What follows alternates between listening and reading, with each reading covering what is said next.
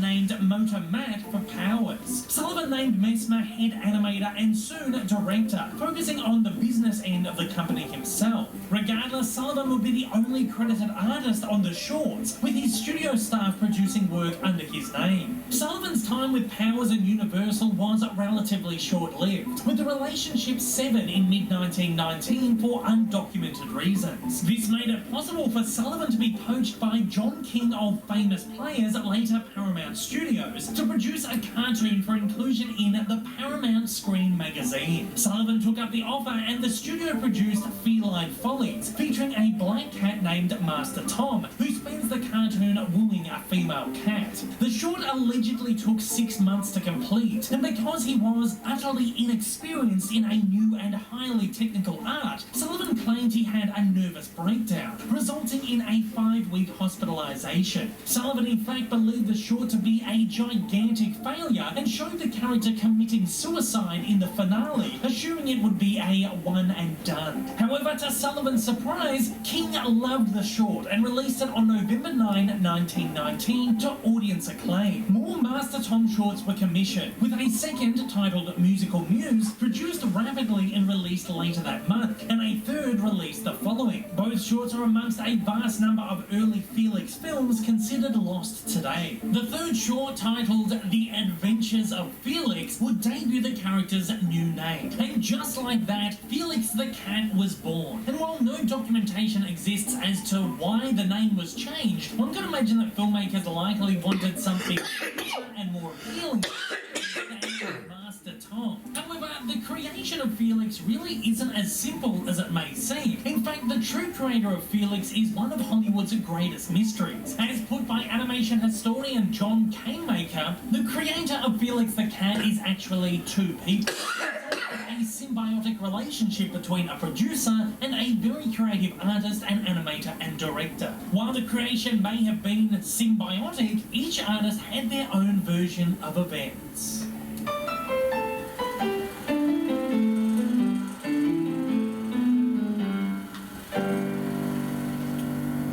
In 1925, Pat Sullivan was quoted in an Australian newspaper as saying, "I made the cat and the cat made me," and throughout his life was adamant that he was the sole creator of Felix. He would additionally claim that the idea of the character was given to him by the sight of a cat which his wife brought to the office one day. In an alternate or perhaps mutually exclusive take, animation historian Charles Solomon suggests that Sullivan had also cited Rudyard Kipling's short story The Cat That Walked by Himself as an inspiration. Sullivan would note that the character's name was taken from the term Australia Felix, Latin for lucky Australia, fortunate Australia, or happy Australia, given by 19th century explorer Thomas Mitchell to the lush pastures of the pre-colonial land of the Australian state of Victoria. Australia Felix would also be the title of a 1917 book by author Henry Handel Richardson, which Sullivan was supposedly quite fond of. Therefore, the character would essentially be christened Happy Cat or Lucky Cat.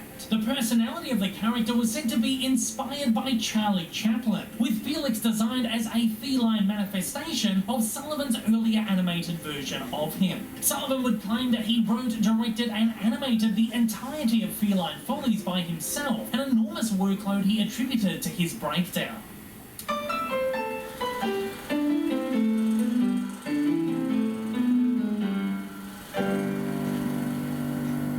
Sullivan, however, has been accused by some of being a master showman, while Canemaker has referred to Otto Mesmer as a passive, quiet man who never got the public credit he deserved as the true creator of Felix and never asked for it either. At that, it was close to 45 years after Sullivan's death that Mesmer would publicly claim himself to be the sole creator. He claimed that when King came to the studio with the Paramount magazine pitch, Sullivan pushed it in Mesmer's direction due to his busy workload, allowing him to do as he wished as long as it was done on the side at home. Mesmer would say, "I figured a cat would be about the simplest, make him all black. You wouldn't need to worry about outlines," noting that a cat would also allow one gag after the other. Despite claiming he personally came up with most of the Felix titles and stories, Mesmer never claimed sole production of the work, with additional animators and studio assistants lending a hand. Michael Barrier would note, "The Felix cartoons were Messmer's creations far more than Sullivan's. In Messmer's account of the events, the name Felix actually came from king, who'd been inspired by the Latin words felix or felicity, again meaning happy, lucky or fortuitous, and also for their similarity to the Latin felis or feline, meaning cat. Again, he was happy cat or lucky cat. Canemaker would not attribute the personality of Felix under Messmer's control with Chaplin, but with Messmer himself, saying, "What you see on the screen is really a manifestation of Otto Messmer's personality."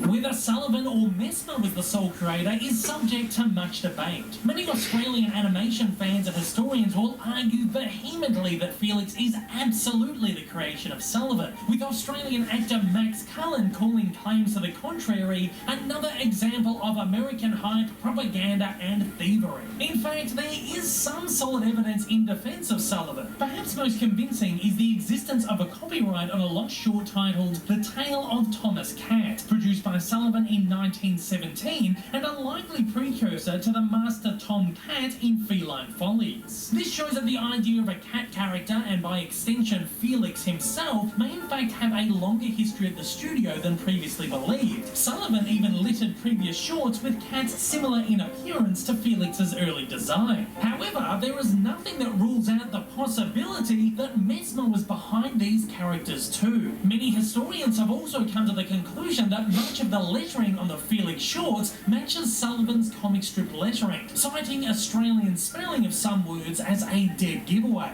But again, just because he inked the words doesn't prove he also inked the animation. Messmer's claims have also been criticised as conveniently coming to light in a period where Sullivan could not refute them. However, many studio staff, including Sullivan's own lawyer, have backed Messmer's turn of events. That said, we do have to take into account Sullivan's notoriety as a master showman, as well for his well-known feral sensibilities, as described by animation historian Russell Merritt. Many of Sullivan's artists have alleged over time that he was an infamously ill-tempered and erratic alcoholic who was always too drunk to contribute creatively. And Michael Barrier even asserts that at the height of his success, after abandoning his supervisory role to Messmer, he rarely even turned up to work, making it seem unlikely he could have been as hands-on as he'd lead us to believe. It also needs to be noted that Messmer's claims speak volumes about the state of the animation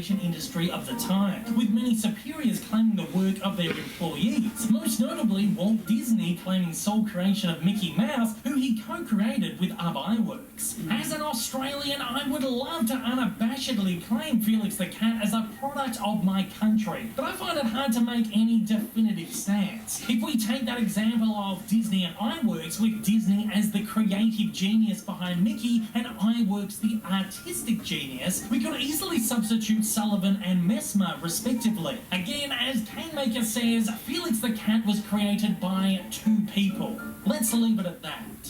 Regardless of his genesis, one thing is abundantly clear. Felix the Cat rapidly became a household name and a true phenomenon. He was undeniably the first cartoon superstar, alleviated by him being the first cartoon character created specifically for the animated medium, with those preceding him spawned from newspaper strips. While Felix would appear mostly as a regular cat in Feline Follies, with a dash of anthropomorphism thrown in for comedic effect, over the following shorts he would become more and more anthropomorphized, presented almost as a man in a cat suit. Felix's main draw was his magical, charismatic nature, spawning situations that were highly whimsical and creating fantasy wherever he went. Critics have noted that he is a representation of how a child views the world through the eyes of wonder. One of his main hallmarks was the quirky and imaginative use of his tail, which could transform wind to complement any situation, solve any problem, or vocalize any exclamation. Felix would routinely ruminate while pacing back and forth, perhaps his most famous and recognizable trademark.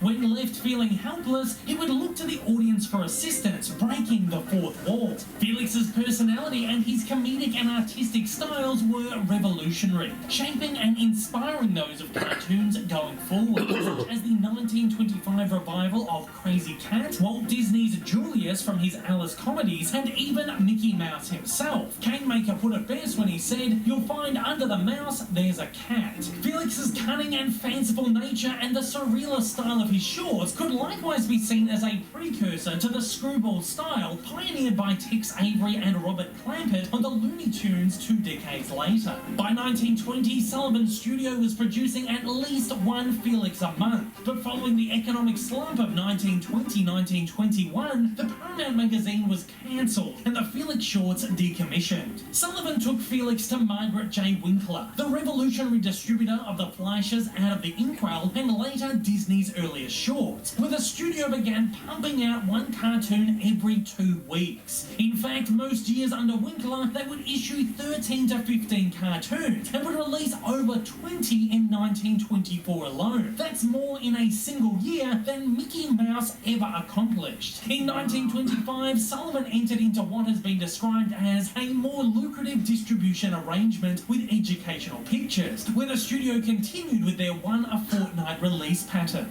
With Felix's earlier designs angular in nature, some even saying he more resembled a fox or a dog, he was gradually softened, with Messmer citing difficulties with moving the angles. In 1924, he was transformed with a circular, more streamlined design by Messmer's guest artist Bill Nolan. Nolan's design enabled smoother movement and allowed Felix's body to do anything artists desired, essentially creating rubber hose animation in the process, so called after the character's free-moving limbs resembling rubber hoses. Messmer said, "Rounding out was easier. A ball was easier to turn, for instance, than a box or an angle. It's much smoother and easier to look at." The design change would also result in Felix looking cuter and is said to have greatly increased his popularity. In 1923, Felix would make the jump from animation to comic strips, becoming the first character to transfer from film to comic. Sullivan would put himself in charge of the writing and inking, however Messmer would take over in 1927, producing them until the mid-1940s. Here, Felix's design would always reflect his current look in the films. Soon after the launch of the comic strips, the assertive business mogul that was Sullivan began licensing official Felix merchandise, ranging everything from the ever-popular Felix doll to clocks, cigarettes, stationery and homeware. Felix would thus also become the first licensed and mass merchandise character ever, with a model that would be later revolutionized by Walt Disney on a grander scale with Mickey Mouse. Felix's influence, reach and stardom were immediately noticeable, arguably spawning the notion of popular culture. In 1922, he was made a mascot of the New York Yankees. In 1923, Paul Whiteman's jazz band released a popular song called Felix Kept On Walking. In 1925 film Go West, silent legend Buster Keaton would parody Felix's famous pacing, and in 1927 Felix appeared as the first ever giant character balloon in the Macy's Thanksgiving Day Parade. It's even said that a Felix doll was owned by the young Queen Elizabeth of England, where Felix was wildly popular. It's been suggested perhaps even more so than in America. Felix's popularity was satirized in 1923's Felix in Hollywood, in which he rubbed elbows with Hollywood's elite, Douglas Fairbanks, Cecil B. DeMille, and Charlie Chaplin, among others. Felix also became arguably the first star of television, as an image of his doll rotating on a turntable was broadcast by RCA NBC to test cameras and transmission. These experimental broadcasts lasted hours at a time and were done sporadically over a decade, starting in 1928. Felix was then featured on the first commercial TV broadcast in 1939.